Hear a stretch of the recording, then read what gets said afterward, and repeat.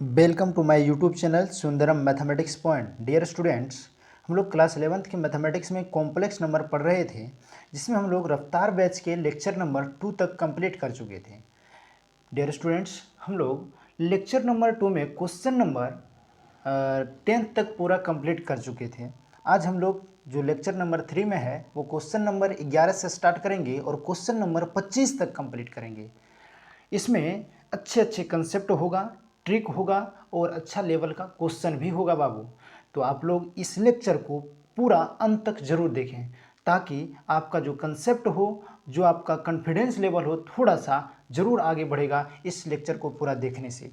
और ऑब्जेक्टिव बनाने का अप्रोच कुछ ना कुछ आपको जरूर बदल जाएगा। तो आइए बच्चों, इस लेक्चर को स्टार्ट करने से पहले आप लोग के पास जितना भी फ्रेंड्स है, सभी फ्रेंड्स में इस लिंक को शेयर करें, ताकि वो सारे बच्चे भी इस लाइव सेशन से जुड़ करके इसका लाभ उठा सके और कंसेप्ट को सीख करके वो भी ऑब्जेक्टिव बनाने का और कॉम्प्लेक्स नंबर के कंसेप्ट को अच्छा करने का उसको भी अवसर मिल सके। तो आइए बच्चों, आज के कंसेप्ट को हम लोग स्टार्ट करने जा रहे हैं, लेकिन उसके पहले आपको हम ऑब्जेक्टिव बताने से पहले कुछ कंसेप्ट समझाएंगे, ताकि आपको ऑब्जेक्टिव बनाने के लिए जब चलें तो कहीं कोई दिक्कत, कहीं कोई प्रॉब्लम नहीं हो। मतलब रफ्तार जब पकड़े तो वो अंत हो करके ही रुके। तो आइए बच्चों, आज की हम लोग रफ्तार को स्टार्ट करने जा रहे हैं। आज की रफ्तार को स्टार्ट करने जा रहे हैं, जिसमें आपके पास यहाँ पर देखना है बाबू कॉम्प्लेक्स नंबर को। तो मान लो कि आपके पास z बराबर कोई कॉम्प्लेक्स नंबर है बाबू। कोई कॉम्प्लेक्स नंबर क्या है, तो x अब प्लस में है बाबू आयोटा बाई है, ठीक है। तो यहाँ पर देखो बाबू, जब कोई संख्या x प्लस आयोटा बाई के रूप में लिखा रहता है तो इसी को बोला जाता है कॉम्प्लेक्स नंबर, और हिंदी में बोला जाता है सम्मिश्र संख्या। क्या बोला जाता है बाबू?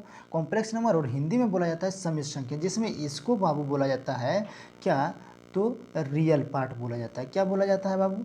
रियल पार्ट ऑफ z, और इसको बाबू बोला जाता है इमेजिनरी पार्ट ऑफ z बोला जाता है। इतना बात समझ में आ गया। इसको रियल पार्ट बोला जाता है और इसको इमेजिनरी पार्ट बोला जाता है। लेकिन इमेजिनरी पार्ट जब भी लिखते हैं बाबू, आयोटा को छोड़ करके जो संख्या लिखा रहता है, मतलब आयोटा के गुणांक को लिखा जाता है। आयोटा के गुणांक, तो आयोटा का गुणांक यहाँ पर कितना है? 22 है, तो वही इमेजिनरी पार्ट कहलाता है, ठीक है। जैसे यहाँ पर देखिए बाबू, आपके पास z बराबर, आपके पास बाबू यहाँ पर z बराबर दिया गया है, आपके पास z बराबर दिया गया है, z बराबर आपके पास है बाबू कितना, तो 3 माइनस 2 आयोटा, माइनस ना रह करके प्लस कर दीजिए। तो बताओ बाबू, यहाँ पर रियल पार्ट कितना हो जाएगा? कहोगे सर रियल पार्ट जो है इसका, वो रियल पार्ट ऑफ z बराबर सर 3 हो जाएगा, और इसका इमेजिनरी पार्ट जो होगा सर, वो आप अभी तुरंत बताए हैं क्या, कि इमेजिनरी पार्ट जो होता है इसका, इमेजिनरी पार्ट जो होता है इसका, इमेजिनरी पार्ट यहाँ देखिए, इमेजिनरी पार्ट ऑफ z बराबर, यहाँ पर आयोटा का गुणा कितना है बाबू?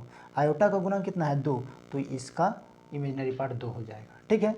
चलिए, तो यहाँ पर अगले कंसेप्ट की ओर बढ़ते हैं हम लोग, और अगला कंसेप्ट आपके पास क्या है वो देखिए ध्यान से।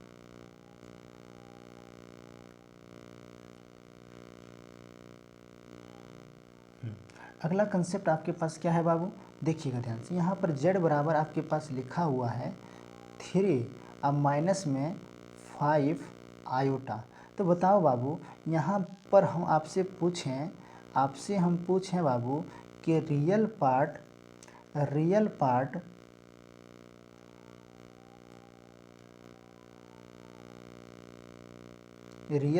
ऑफ z बराबर क्या होगा, तो आप क्या जवाब दोगे? सर 3 हो जाएगा। इमेजिनरी पार्ट ऑफ z बराबर क्या होगा, तो आप क्या जवाब दे दोगे? सर -5 होगा। याद रखना बाबू, यहाँ पर यदि प्लस साइन है तो प्लस में लिखेंगे, लेकिन यदि माइनस साइन है तो माइनस सहित इमेजिनरी पार्ट में लिखा जाता है। इतना में कोई डाउट नहीं है? कोई डाउट नहीं है यहाँ तक?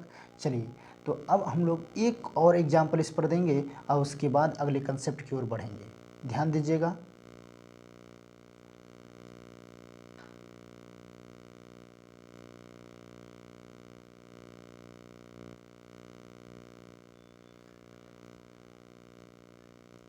हाँ, अगला कंसेप्ट की ओर बढ़ रहे हैं बाबू, ध्यान दीजिए यहाँ पर।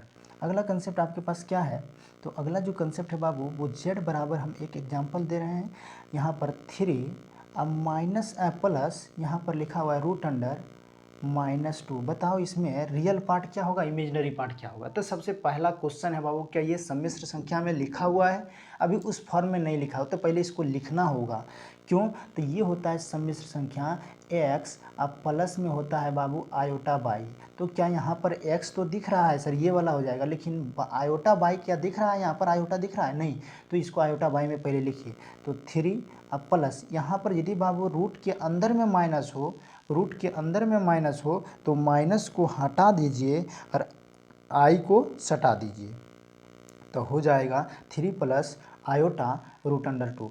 तो यहाँ पर अब आपके पास रियल पार्ट ऑफ z बराबर हो जाएगा 3, रियल पार्ट ऑफ z बराबर हो जाएगा 3 और इमेजिनरी पार्ट ऑफ z बराबर हो जाएगा रूट अंडर 2।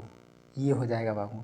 तो इस तरीक़ा से आप आराम से लिख सकते हैं। मतलब इसका मतलब सर यदि कहीं पर ये रूट के अंदर माइनस लिखा हुआ है और हमको इमेजिनरी पार्ट लिखना है तो माइनस खाली छोड़ करके जो भी संख्या लिखा हुआ है वही रूट के साथ बोल देंगे, चलेगा चलेगा। जैसे यहाँ पर देखिए 3 अब प्लस में रूट अंडर यहाँ -5 लिखा है ना, तो आप इसको इसमें पूछ लिया कोई कि बताइए इसका इमेजिनरी पार्ट क्या होगा, तो इमेजिनरी पार्ट हो जाएगा बाबू, इमेजिनरी पार्ट ऑफ z बराबर हो जाएगा रूट अंडर 5। यही हो जाएगा इस क्वेश्चन का सही जवाब। तो अब यहाँ पर आप लोग इस कंसेप्ट को सीख पाए होंगे। आइए एक और कंसेप्ट हम लोग सीखते हैं। जो कंसेप्ट क्या है बाबू, वो है आपका मॉडुलस। क्या है बाबू, मॉडुलस है।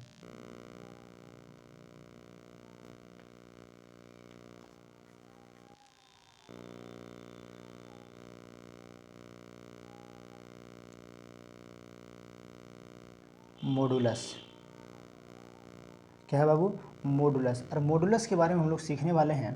तो यहाँ पर देखो कोई सम्मिश्र संख्या आपको z बराबर दिया गया है x प्लस आयोटा बाई, तो यदि इसका मॉडुलस कहेगा निकालने के लिए तो इसके मॉडुलस को हम लोग मॉड z से सूचित करते हैं और ये निकलता है बाबू x square root under x square plus y square, मतलब रियल पार्ट का स्क्वायर अब प्लस इमेजिनरी पार्ट का स्क्वायर रूट निकालना पड़ता है। ठीक है, तो ये आपको करना है बाबू, और यही आपका क्या कहलाता है, मॉड z।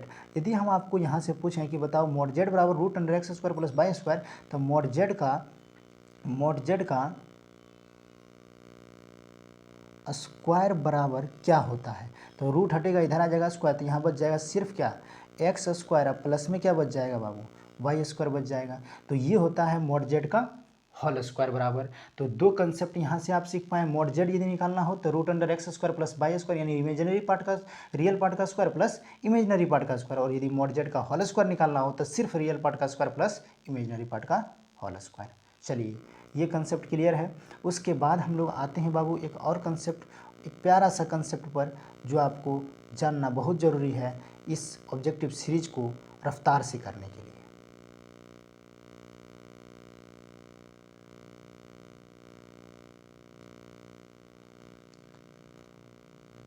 आइए यहाँ पर हम लोग सीखने वाले हैं कंजुगेट के बारे में बाबू। क्या है कंजुगेट, देखिएगा ध्यान से। कंजुगेट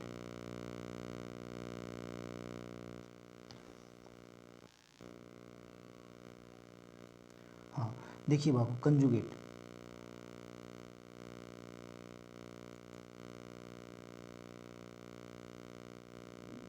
कंजुगेट जिसको हिंदी में बोला जाता है बाबू संयुग्मी। क्या बोला जाता है, संयुग्मी। यदि आपके पास कोई सम्मिश्र संख्या z बराबर दिया गया है x प्लस में क्या आयोटा बाई, तो इसके कंजुगेट को हम लोग डिनोट करते हैं z के ऊपर एक चिन्ह दे करके, एक लाइन दे करके, क्या दे करके, एक लाइन दे करके, और इसको पढ़ते हैं बाबू जेड बार। क्या पढ़ते हैं, जेड बार, यानी तो जेड कंजुगेट पढ़ते हैं। और ये होता क्या है, यदि जेड बराबर एक्स प्लस आयोटा बाई है तो जेड कंजुगेट बराबर हो जाता है बाबू एक्स, और यहाँ पर है प्लस तो हो जाता है माइनस, और रहेगा यहाँ माइनस, यहाँ रहेगा माइनस तो हो जाएगा प्लस। मतलब यहाँ पर इमेजिनरी पार्ट का चिन्ह बदल जाता है, यानी यहाँ पर है प्लस अभी तो हो जाएगा माइनस आयोटा बाई। यही होता है जेड कंजुगेट। समझ में आ गया क्या होता है बाबू, यही होता है जेड कंजुगेट। इसमें कोई डाउट नहीं है, इसमें कोई डाउट नहीं है। चलिए जैसे आप देखो बाबू, यहाँ पर मान लिया जाए कि आपके पास z बराबर दिया गया है 3 अब माइनस 2 आयोटा, और आपको कह दिया कि बताओ z कंजुगेट क्या होगा, तो हम क्या बोले 3, ये माइनस है यहाँ पर क्या है बाबू, यहाँ पर आपके पास क्या है बाबू, यहाँ पर है माइनस, तो ये हो जाएगा प्लस और हो जाएगा 2 आयोटा, यही इसका क्या कहलाएगा कंजुगेट, यानी z कंजुगेट बराबर हो जाएगा यहाँ पर 3 + 2 आयोटा। समझ पाए होंगे, इसमें कहीं कोई डाउट नहीं है। आइए और हम लोग कंसेप्ट को सीखेंगे, जिसमें आपके पास एक कंसेप्ट है, यदि आपके पास z बराबर कोई सम्मिश्र संख्या है x अब प्लस में आयोटा y, और तब कह देगा कि z का क्या निकालिए, प्रतिलोम,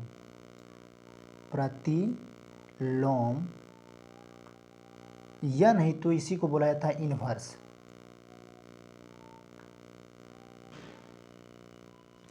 ठीक है, इसी को क्या बोला जाता है बाबू, इन्वर्स। इसी को हिंदी में एक और नाम दिया गया है जिसको बोलते हैं हम लोग व्युत्क्रम। तो कैसे निकालते हैं, यदि z कोई सम्मिश्र संख्या है तो इसके प्रतिलोम को 1/z बोला जाता है, या नहीं तो हम लोग z के पावर -1 से भी सूचित करते हैं, क्योंकि यहाँ पर प्लस में पावर है, ऊपर जाएगा तो माइनस हो जाएगा, नहीं z इन्वर्स यानी तो 1/z से। और z इन्वर्स बराबर क्या होता है बाबू, तो होता है z कंजुगेट अब बटा मॉड z का होल स्क्वायर, यानी z कंजुगेट बटा मॉड z का होल स्क्वायर कहने का मीनिंग क्या हुआ सर, तो z यहाँ पर ये है तो इसका z कंजुगेट कितना हो जाएगा, x अब माइनस आयोटा y अब बटा z कंजुगेट मॉड z का होल स्क्वायर कितना, तो अभी हम बताए थे मॉड z कितना होता है, मॉड z होता है बाबू √x² अब प्लस में y²।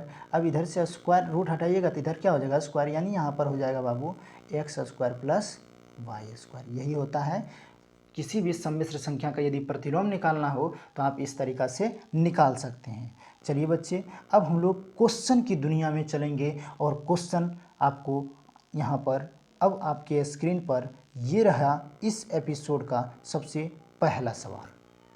आइए, यहाँ पर है आयोटा -1 का होल क्यूब निम्नलिखित में किसके बराबर है।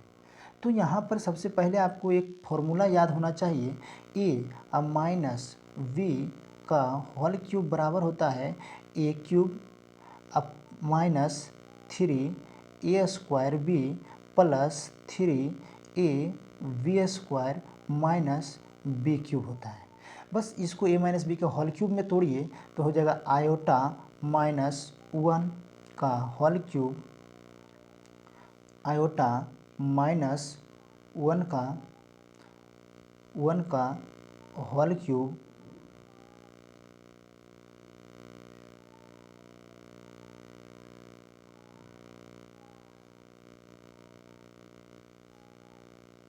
आयोटा -1 का होल क्यूब बराबर होता है बाबू, यहाँ पर आयोटा का क्यूब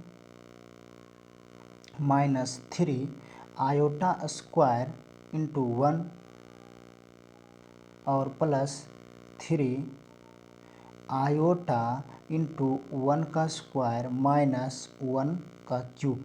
तो देखो आयोटा क्यूब का मान हो जाता है माइनस आयोटा, जो कल ही बताए थे, आयोटा स्क्वायर का मान -1, तो -1 और -3 प्लस में 3 हो जाएगा, और यहाँ पर हो जाएगा बाबू प्लस में 3 आयोटा, और यहाँ हो जाएगा बाबू -1। तो देखो प्लस में 3 और माइनस में 1 तो हो जाएगा प्लस में 2, यहाँ पर माइनस में आयोटा, यहाँ पर प्लस में, यहाँ पर कितना 3 आयोटा, तो हो जाएगा प्लस में बाबू 2 आयोटा।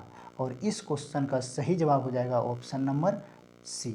आइए हम लोग अगले क्वेश्चन की ओर बढ़ते हैं, और अगला क्वेश्चन में कहा जा रहा है बाबू कॉम्प्लेक्स नंबर 3 प्लस माइनस √5 का इमेजिनरी पार्ट। अभी तुरंत समझाए ना बाबू, अभी तुरंत समझाए ना, क्या लिखा हुआ है 3 प्लस √5, तो हम क्या बोले थे इसका इमेजिनरी पार्ट लिखना है ना, तो लिखेंगे 3 प्लस आयोटा, माइनस को हटाना है, यहाँ से माइनस को हटाना है तो 5 लिख देंगे, आयोटा √5 लिखेंगे, और इसका इमेजिनरी पार्ट क्या हो जाएगा सिर्फ √5 हो जाएगा। इस क्वेश्चन का सही जवाब ऑप्शन नंबर बी हो जाएगा। चलिए अगला क्वेश्चन है बाबू, क्या 4 - 3 आयोटा का मॉडुलस क्या होगा। अभी तुरंत समझाए थे ना, मॉड कैसे निकाला जाता है, मॉड z बराबर होता है बाबू √x² अब प्लस में होता है बाबू y²। तो यहाँ क्या हो जाएगा, यहाँ हो जाएगा √4 का स्क्वायर 16 प्लस -3 का स्क्वायर 9, तो 16 9 25, तो हो जाएगा यहाँ पर बाबू 5। और इस क्वेश्चन का सही जवाब ऑप्शन नंबर ये हो जाएगा। अगला क्वेश्चन की ओर बढ़ते हैं और अगला क्वेश्चन में बाबू बोल रहा है इतना और इंटू इतना का मॉडुलस क्या होगा। दो समिश्र संख्या गुणनफल के रूप में है, तो इसको कैसे निकालते हैं सर, ध्यान दीजिए। यहाँ पर एक कंसेप्ट है, एक ट्रिक है यहाँ पर जो याद रखना है बाबू। यदि आपके पास दो समिश्र संख्या Z1 इंटू Z2 आपके पास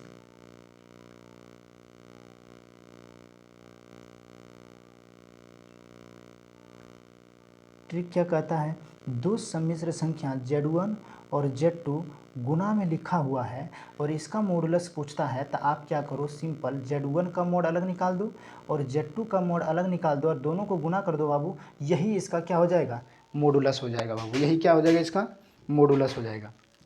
तो देखिए यहाँ से क्या करना है, इस सम्मिश्र संख्या एगो अलग है, ये भी एक सम्मिश्र संख्या अलग है। मान लो कि इसको ये वाला आपका है Z1 और ये वाला आपके पास क्या है बाबू, ये वाला आपके पास है Z2 है, ठीक है। तो Z1 का जब मॉडुलस निकालिएगा तो हो जाएगा √5 का स्क्वायर तो 25, अब प्लस 2 का स्क्वायर था 4, अब गुना यहाँ हो जाएगा बाबू √, यहाँ -3 का स्क्वायर 9, अब प्लस में बाबू यहाँ पर -7 का स्क्वायर तो 49 हो जाएगा। ये हो जाएगा बाबू √29, अब गुना ये हो जाएगा बाबू √, कितना 58, और इसको जब गुना कीजिएगा तो हो जाएगा 29 √2, और इस क्वेश्चन का सही ऑप्शन नंबर बी हो जाएगा। अगले क्वेश्चन की ओर बढ़ते हैं और अगला क्वेश्चन में कह रहा है n का न्यूनतम धनात्मक मान कितना होगा, जिसके लिए कि ये आपके पास इसके बराबर होगा, यानी 1 + आयोटा और 1 - आयोटा का होल पावर 1 के बराबर हो जाए। तो यहाँ पर देखिए बाबू, ये क्वेश्चन को बनाना बहुत सिंपल है और इस क्वेश्चन का यदि आप जवाब जानते हैं तो एकदम कमेंट बॉक्स में ज़रूर कमेंट करें इस क्वेश्चन का सही जवाब क्या होगा। यहाँ पर आप देखो बाबू क्या लिखा हुआ है, तो 1 + आयोटा, तो इसका पहले अंदर वाला को परमेकरण कर दीजिए, तो 1 + आयोटा बटा 1 - आयोटा गुना 1 + आयोटा और 1 + आयोटा का होल पावर n बराबर हो जाएगा बाबू 1। इस दोनों को जैसे ही आप गुना कीजिएगा बाबू,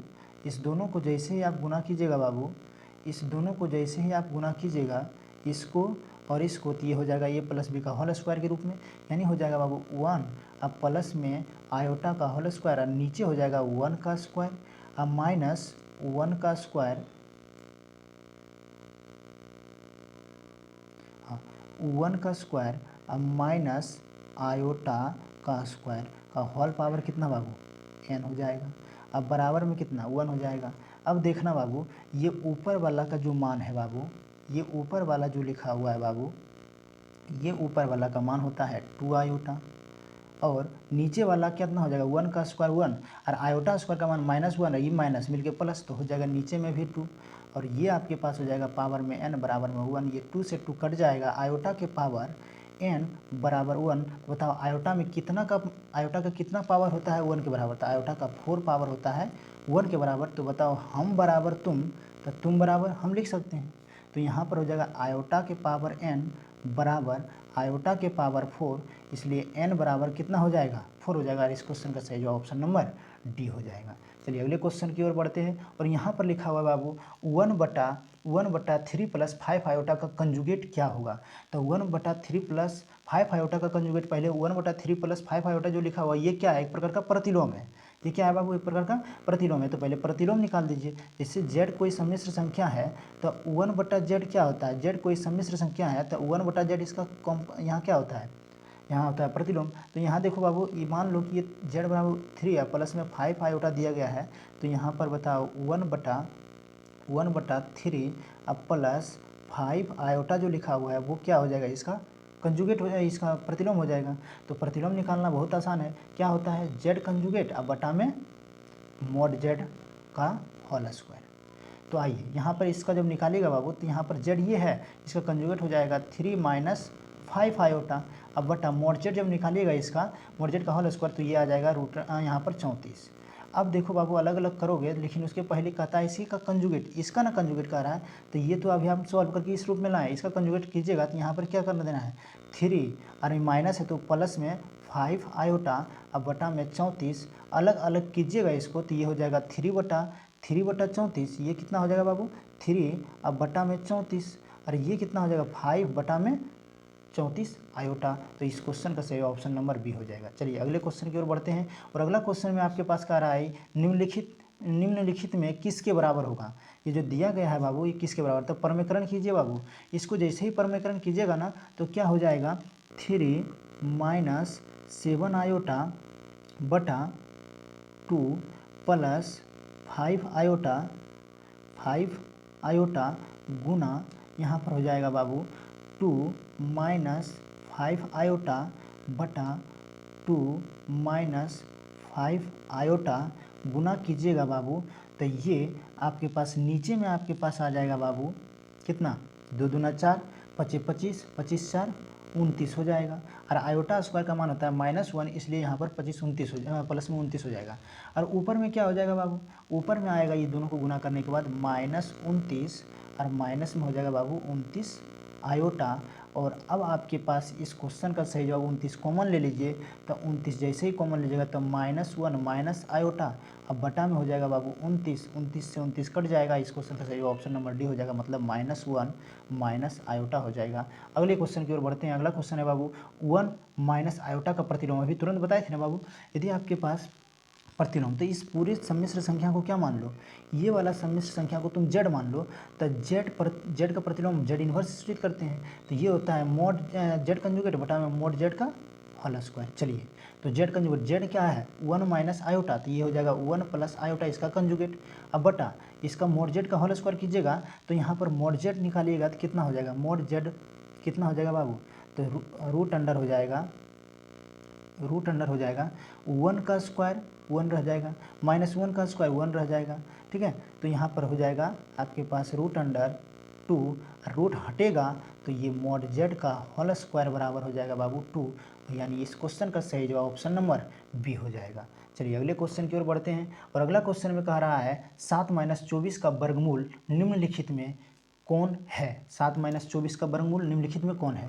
बाबू यदि वर्गमूल निकालना है ना, इसका बहुत ही शानदार ट्रिक है बाबू, वर्गमूल यदि निकालना है तो इसका बहुत शानदार ट्रिक है। और क्या है, तो सबसे पहले देखना है बाबू कि इसका इमेजिनरी पार्ट क्या है। इमेजिनरी पार्ट में कितना है बाबू 24 है, इसमें क्या करो तुम 24 में तुम 2 से भाग दे दो, 24 में क्या करो बाबू 2 से भाग दे दो, और जैसे ही भाग देते हो तो कितना आएगा 12 आएगा। इस 12 का गुणनखंड लिखना है, क्या करना है गुणनखंड, तो 4 तिया कितना होता है बाबू 4 तिया 12 हो गया है। अब यहाँ पर जैसे गुणनखंड लिखते हो उसके बाद आपको क्या करना है, इस दिए गए सम्मिश्र संख्या का रियल पार्ट को देखिए, तो रियल पार्ट कितना है 7, पॉजिटिव है कि नेगेटिव, तो कहोगे सर पॉजिटिव है धनात्मक है। यदि पॉजिटिव रहेगा तो छोटा गुणनखंड के साथ पॉजिटिव रहेगा तो छोटा गुणनखंड के साथ आयोटा लगाना है, और यदि रियल पार्ट नेगेटिव रहेगा तो बड़े गुणनखंड के साथ आयोटा लगाना है। समझ में आया बात। तो बताओ यहाँ पर पॉजिटिव है तो छोटे गुणनखंड के साथ आयोटा लगेगा, और जैसे ही आयोटा लगाओगे तो यहाँ पर लिखना है 4 और यहाँ पर लिखना है 3 आयोटा। इस दोनों के स्क्वायर को जोड़िए, दोनों के स्क्वायर करके क्या कीजिए, दोनों को आप जो है स्क्वायर करके जोड़ दीजिए, दोनों को स्क्वायर करके क्या कर दीजिए जोड़ दीजिए। और जोड़िएगा तो यहाँ पर यदि रियल पार्ट के बराबर आ जाता है, जैसे 4 चौके 16 हो जाएगा, अब प्लस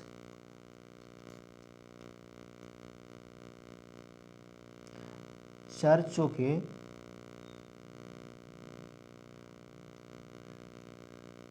देखिए बाबू, यहाँ पर फिर से देखिए आप इस दोनों को जोड़िएगा तो ये हो जाएगा 16 हो जाएगा बाबू, और यहाँ 3 तिया 9 हो जाएगा, और आयोटा स्क्वायर हो जाएगा, ठीक है। तो यहाँ पर बाबू ये हो जाएगा 16, आयोटा स्क्वायर का मान -1, तब माइनस ये हो जाएगा 9, अब बराबर में कितना आ गया बाबू 7 आ गया ना। यदि ये आपके पास जोड़ने के बाद रियल पार्ट के बराबर हो जाता है रियल पार्ट के बराबर हो जाता है तो याद रखना बाबू, जो इसका यहाँ पर जिसको जोड़ने से आ रहा है रियल पार्ट, वही इसका वर्गमूल में लिखा जाएगा। जैसे आप देखिए यहाँ पर अभी आपके पास क्या हुआ 4, अब माइनस प्लस में 3 आयोटा किए हैं, तो यहाँ पर इसका आंसर में भी यही आ जाएगा, मतलब आपके पास हो जाएगा 4, ठीक है, और यहाँ पर 3 आयोटा को जोड़े हैं ना, 4 और 3 आयोटा को जोड़े थे, है ना। अब यहाँ पर इस दोनों को घेर देना है।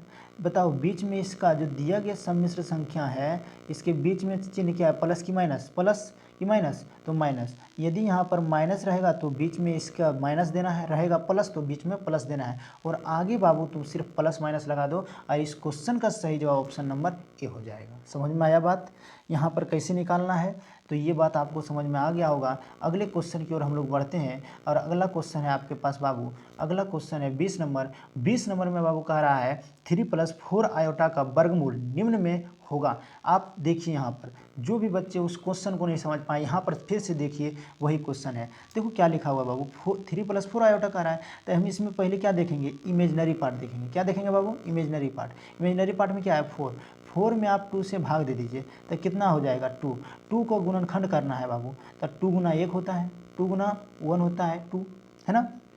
अब यहाँ पर देखना है रियल पार्ट को, रियल पार्ट कितना है 3 है, तो रियल पार्ट जो 3 है वो पॉजिटिव है, पॉजिटिव है तो हम क्या बोले, छोटे गुणनखंड के साथ आयोटा लगाना है, तो छोटा गुणनखंड 1 है, इसी के साथ आयोटा लगाएंगे, तो 1 × आयोटा कितना हो जाएगा, आयोटा ही हो जाएगा। यानी आप यहाँ पर क्या करो, 2 का स्क्वायर करो, 2 का स्क्वायर करो, अब प्लस प्लस आयोटा का स्क्वायर करो, और यदि इस दोनों का योग ये रियल पार्ट के बराबर हो जाता है तो आप याद रखना इसका वर्गमूल यही हो जाएगा। जैसे 2 दूना 4 हो गया है, और माइनस आयोटा स्क्वायर का मान कितना हो जाएगा, -1 हो जाएगा, तो ये कितना आ गया 3। बताओ रियल पार्ट के बराबर आया कि नहीं, हाँ आ गया, तो इसका आंसर यही हो जाएगा, मतलब ये हो जाएगा एक 2, और यहाँ पर देखो बाबू एक हो जाएगा आयोटा, बीच में यहाँ पर चिन्ह क्या है प्लस, तो बीच में यहाँ भी प्लस देना है, बीच में यहाँ भी क्या देना है बाबू, प्लस देना है, और उसके बाद आगे में सिर्फ प्लस माइनस लगा दीजिए बाबू, और यही इस क्वेश्चन का सही जवाब हो जाएगा। और इस क्वेश्चन का जो सही जवाब होगा बाबू वो ऑप्शन नंबर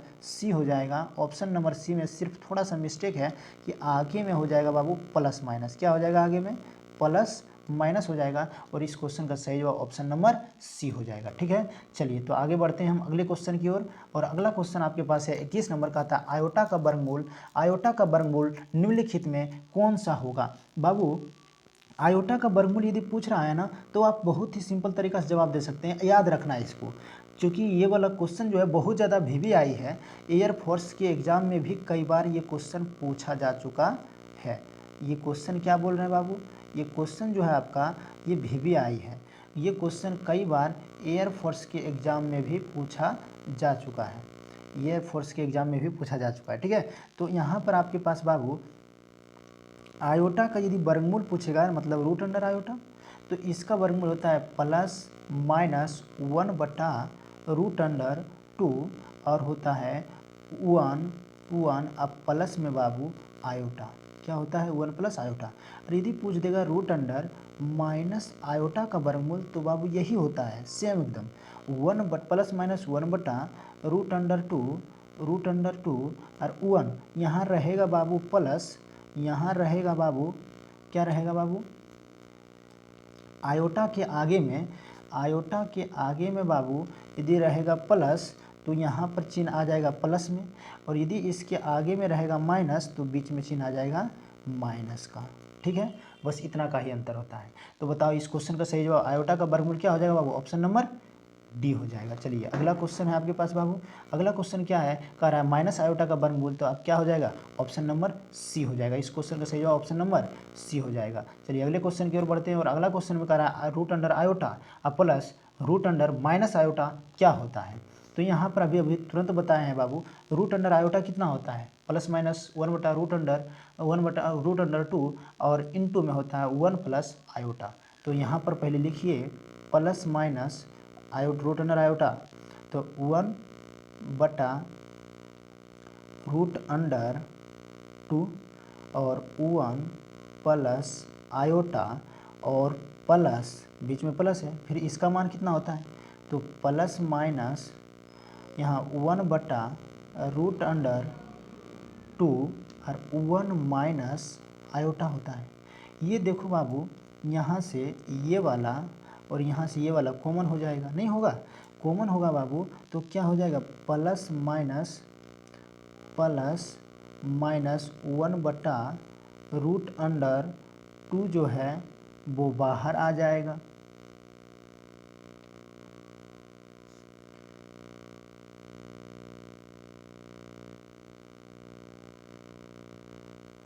देखो बाबू, 1/√2 जो है बाहर आएगा। यहाँ बच जाएगा 1 प्लस आयोटा और प्लस यहाँ बच जाएगा 1 माइनस आयोटा। ये माइनस में आयोटा प्लस में आयोटा कट जाएगा, तो 1 और 1 कितना? 2 हो जाएगा। तो ये आपके पास हो जाएगा बाबू प्लस माइनस 1/√2 गुना ये 2 हो जाएगा। 2 से ये एगो 2 कटेगा तो बच जाएगा √2, यानी इसका आंसर हो जाएगा बाबू प्लस माइनस √2। इस क्वेश्चन का सही ऑप्शन नंबर डी हो जाएगा। अगला क्वेश्चन की ओर बढ़िए, और अगला क्वेश्चन में कह रहा है बाबू 1 माइनस √3 का पोलर फॉर्म या ट्रिग्नोमेट्रिकल फॉर्म क्या होता है? 1 माइनस 3 का पोलर फॉर्म या ट्रिग्नोमेट्रिकल फॉर्म क्या होता है? इस क्वेश्चन का सही जवाब जानने के लिए बाबू आप देखिए ध्यान से। जब कभी भी पोलर फॉर्म कहेगा ना बाबू, तो आपको क्या करना है, जिससे मान लिया जाए कि z बराबर आपके पास x, अब प्लस में है बाबू आयोटा y, और इसका बोल दिया है पोलर फॉर्म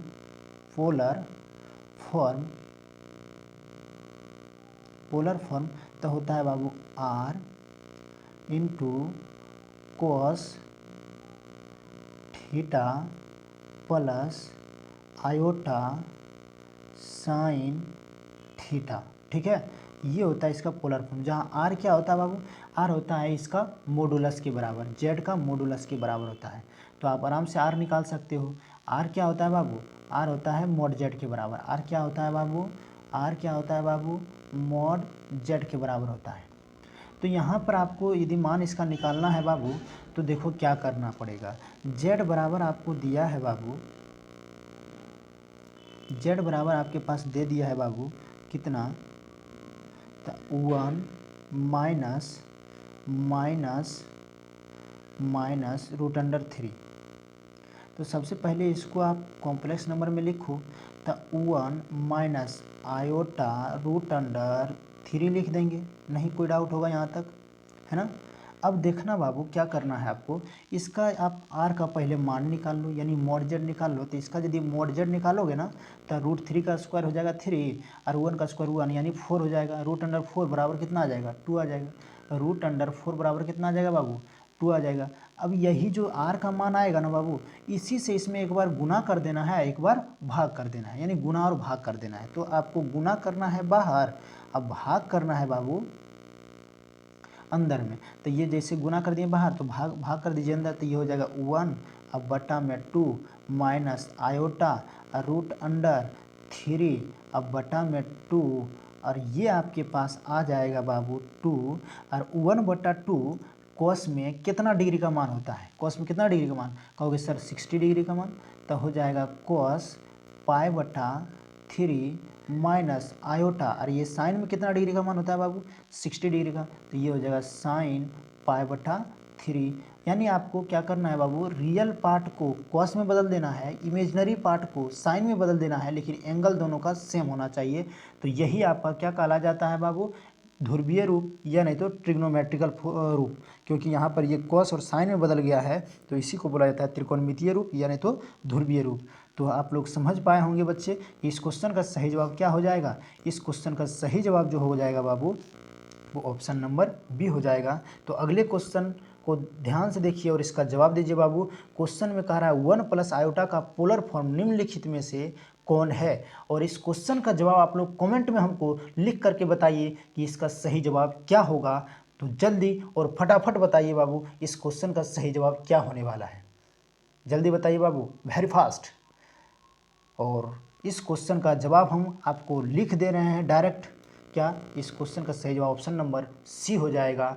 और इस तरीक़ा से आज का क्लास हमारा समाप्त होता है।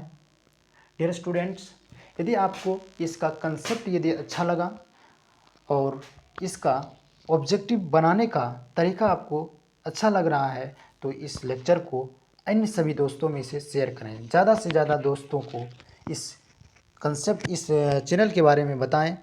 और यदि आप हमारे चैनल पर नए हैं तो चैनल को सब्सक्राइब करें, वीडियो को लाइक करें और कमेंट करके ज़रूर आंसर भेजने का प्रयास करें। बहुत बहुत धन्यवाद।